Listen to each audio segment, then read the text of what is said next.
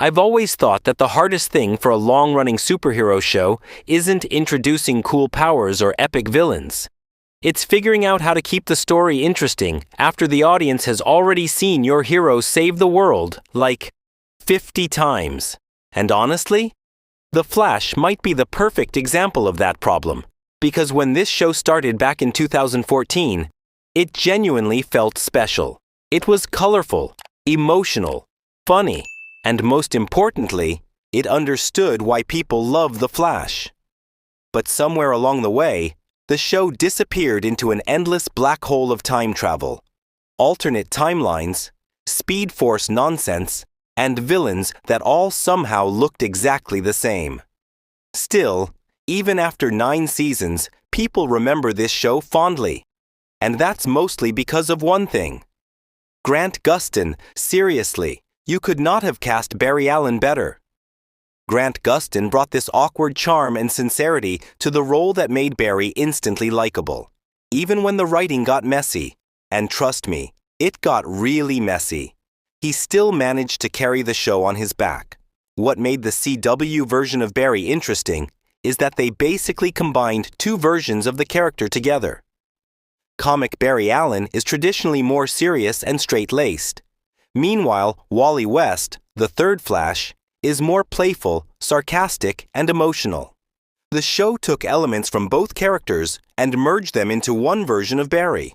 And honestly, It worked incredibly well. Season 1 is still easily the best season of the show. You had the perfect superhero TV formula. Barry gets powers, fights metahumans every week, learns how to become a hero, and slowly uncovers the mystery surrounding the Reverse Flash. And that Reverse Flash reveal, still fantastic. Finding out Harrison Wells was secretly Reverse Flash the entire time completely changed the energy of the show. It also helped that the supporting cast had amazing chemistry. Cisco was fun, Joe West was basically everyone's TV dad, and honestly, every scene with Captain Cold was entertaining. The show just had heart. Then Season 2 came along and somehow managed to keep that momentum going. Zoom was genuinely intimidating. Instead of feeling like a comic book villain, he felt more like a horror movie monster. But this is also where the show started developing a bad habit. Every season needed a bigger twist, a bigger speedster, a bigger timeline problem.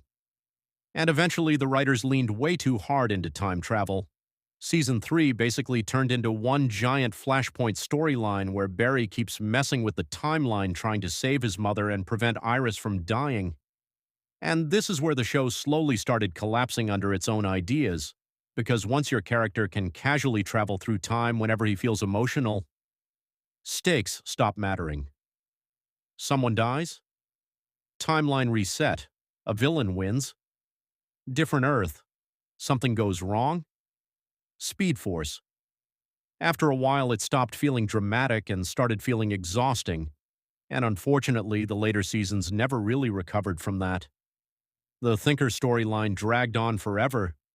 The villains became less memorable, the dialogue became repetitive, and every major emotional conflict somehow turned into another conversation about running faster.